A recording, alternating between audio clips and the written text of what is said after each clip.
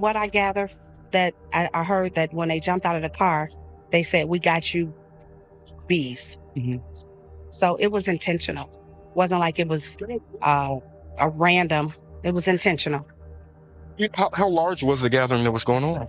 Uh, they were having a luau, Okay. so I think it was a pretty big gathering, and I think it was majority all women. So it's devastating.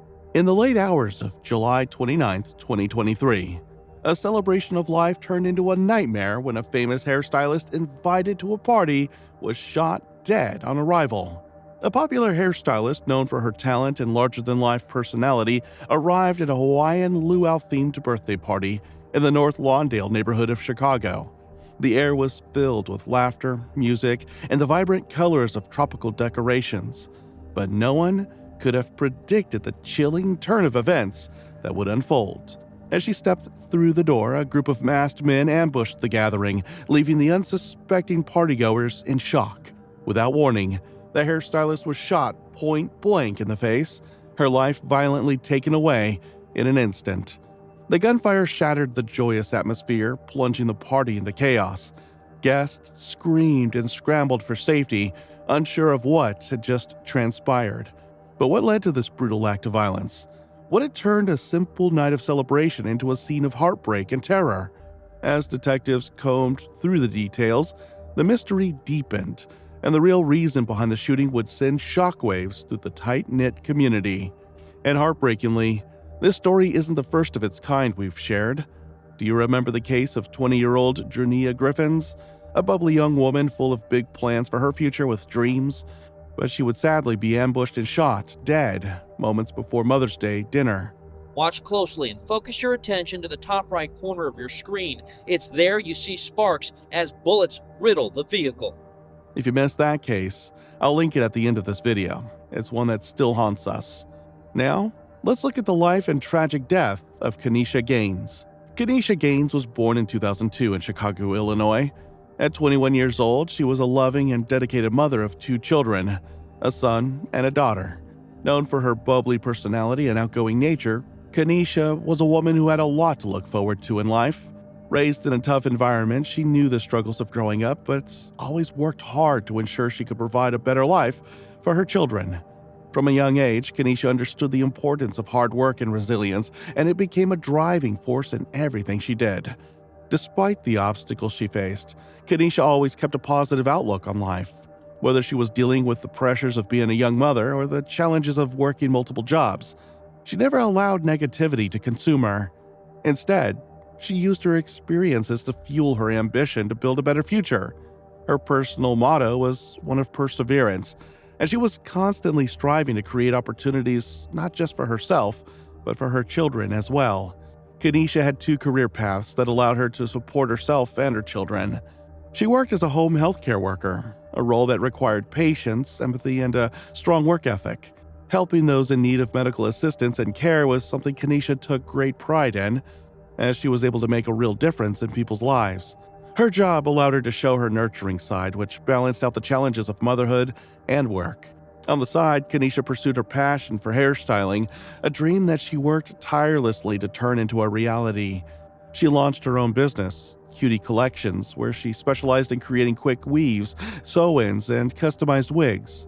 Her clients quickly came to admire her skill and attention to detail, often praising her for making them feel not only beautiful but confident.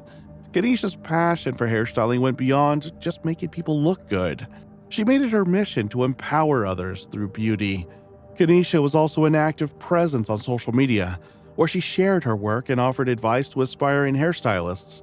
Her online presence allowed her to connect with a broader community of people who shared her love for the craft. Kanesha often posted videos and tutorials helping others improve their skills and even teaching them how to start their own businesses.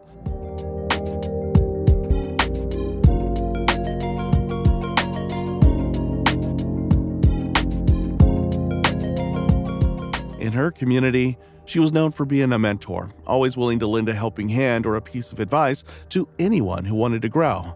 She was a role model for many young women in the beauty industry and beyond, and her willingness to support and uplift others made her a beloved figure in the local area. But despite her busy career, Kanesha always prioritized her family. She was a devoted mother who made sure her children felt loved and supported every day. Her children were her world, and she cherished every moment with them.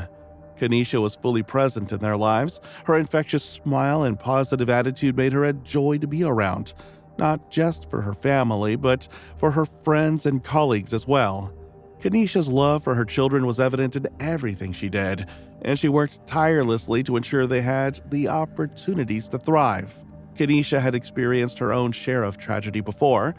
In 2019, her 18-year-old brother, Kanesha, was fatally shot in a separate incident of gun violence. This devastating loss rocked Kanesha to her core, and she struggled with grief for a long time. The impact of that tragedy affected the entire family, especially her mother, Natasha Graham. Natasha, who had already been protective of Kanesha, became even stricter after Kanesha's death.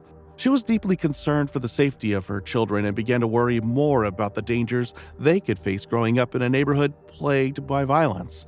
Despite the pain of losing her brother, Kanesha remained resilient.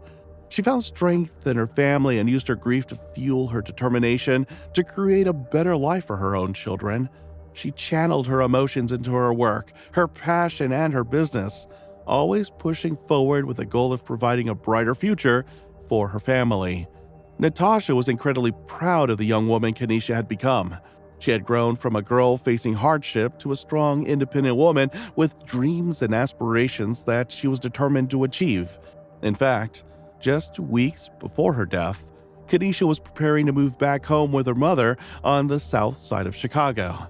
This decision was driven by her desire for a fresh start, away from the troubles that plagued her neighborhood.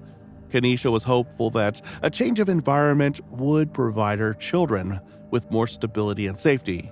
She wanted to create a better life for them, free from the violence and heartbreak she had witnessed.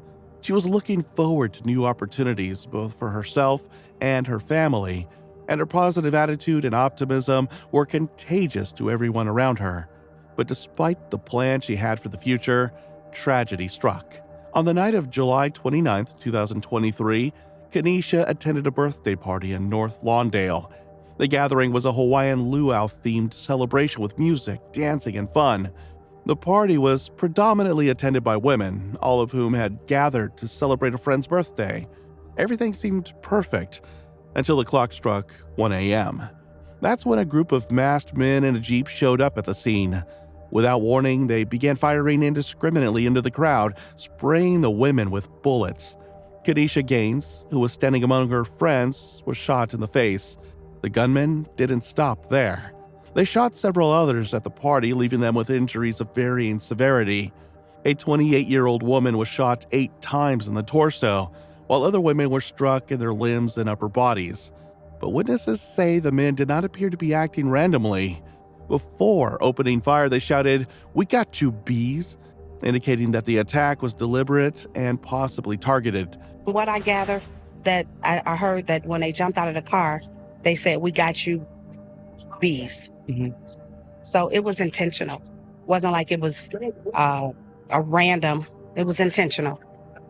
How large was the gathering that was going on? They were having a luau, Okay. so I think it was a pretty big gathering, and I think it was majority all women. So it's devastating. The gunman fled the scene shortly after the shooting. The Chicago Police Department responded immediately after receiving calls about the shooting. Upon arriving at the scene, officers found 9 women injured, one of them already dead. One woman is dead and 8 other women were injured in a mass shooting. It happened just after midnight near Keeler and 15th Street. That's in North Lawndale. They quickly provided medical assistance to the victims who were still alive and rushed them to nearby hospitals for treatment. Kanesha, despite being critically injured, was taken to a medical facility but unfortunately did not survive. The police immediately launched an investigation trying to understand what had happened and why. They questioned witnesses, including those who were at the party, and began collecting evidence. Following the tragic shooting that claimed the life of 21-year-old Kanesha Gaines, investigators began their relentless search for answers. The Chicago Police Department quickly mobilized a task force to investigate the incident, working tirelessly to piece together the events that unfolded that night. At the crime scene, The police found several crucial pieces of evidence, including shell casings and eyewitness accounts. However, there was a challenge: the lack of cooperation from those who witnessed the shooting. Despite the fact that a group of women was present at the party, many witnesses were reluctant to come forward, possibly out of fear of retaliation or distrust of law enforcement. This posed a significant roadblock for investigators, making it harder for them to get a clear picture of what happened. Another hurdle in the investigation was the suspects. A group of masked men who arrived at the party in a Jeep and opened fire on the crowd. As of now, the police have no leads on their identities.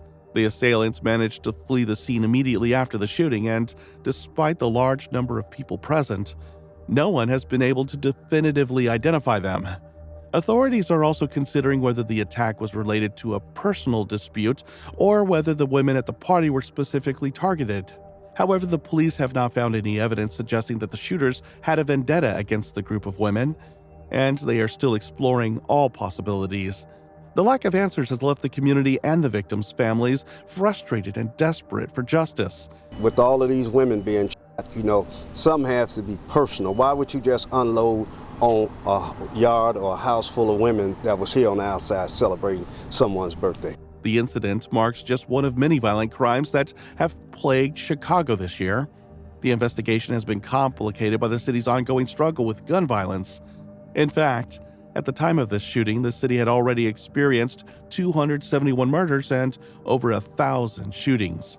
The department's resources have been stretched thin as they work to address the increasing number of violent crimes across the city. Yet, this attack, which targeted a group of women, stands out due to its brutality and the seemingly deliberate nature of the assault. Nonetheless, the police remain committed to finding the perpetrators of this horrific act. Detectives have also been speaking to local residents in North Lawndale, canvassing the neighborhood for additional information that could help solve the case.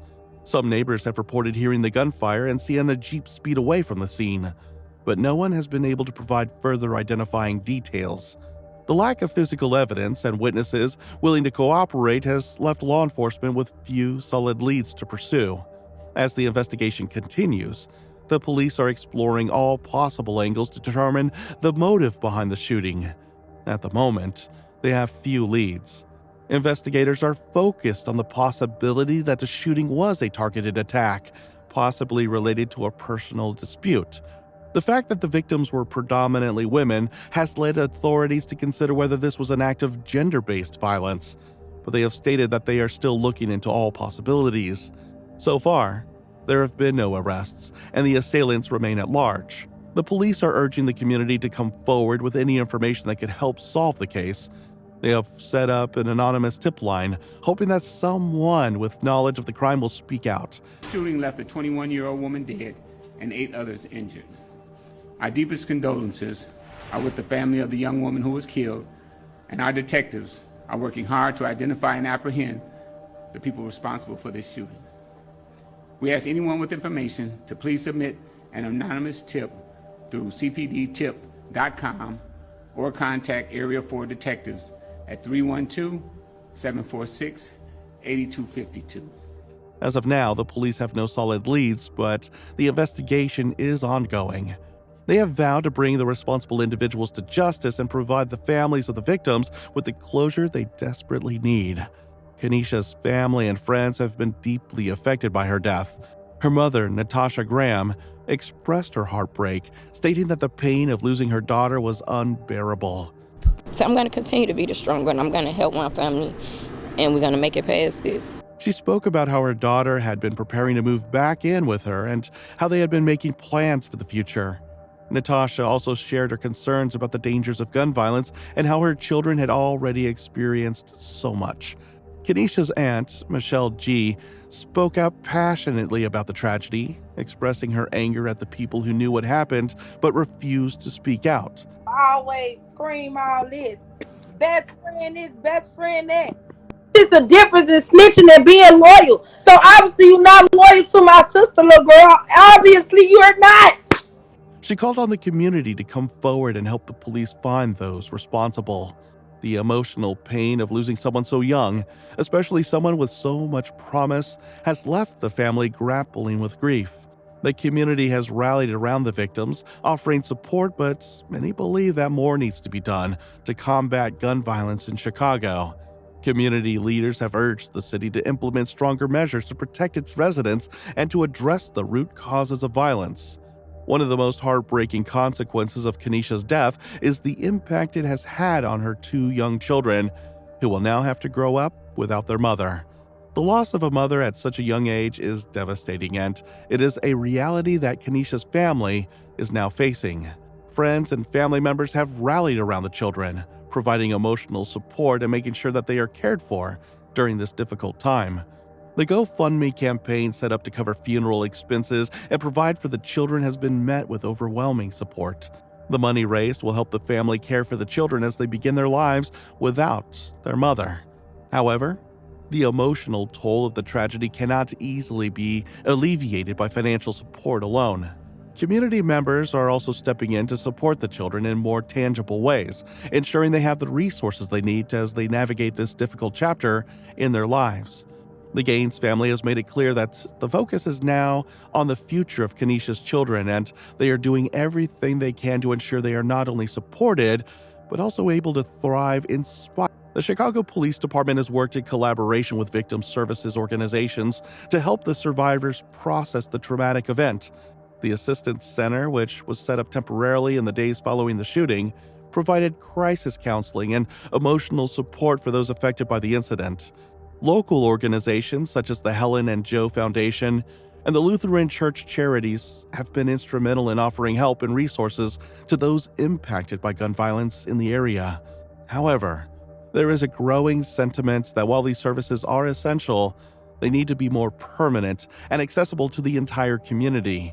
This call for long-term support is a reflection of the community's desire for systemic change and better prevention efforts to address the root causes of violence. We have to create an atmosphere whereby young people can be in safe environments and give them constructive things to do, not tearing up their own neighborhoods and having people come from outside of our community to think that they can just come to the west side of Chicago and act a damn fool. Kanesha's funeral was an emotional occasion. Family, friends, and community members gathered to say their final goodbyes to a young woman whose life was tragically cut short. During the service, loved ones shared memories of Kanesha's kindness, her sense of humor, and her unwavering dedication to her children. She was remembered as a woman who had a lot of potential, and her death has left a lasting impact on all who knew her. The senseless violence that took Kanesha's life raises many questions. Was this a targeted attack? Why would anyone harm a group of women celebrating a birthday? What could be done to prevent such violence in the future? Coward amongst our community will take out their frustration and shoot women.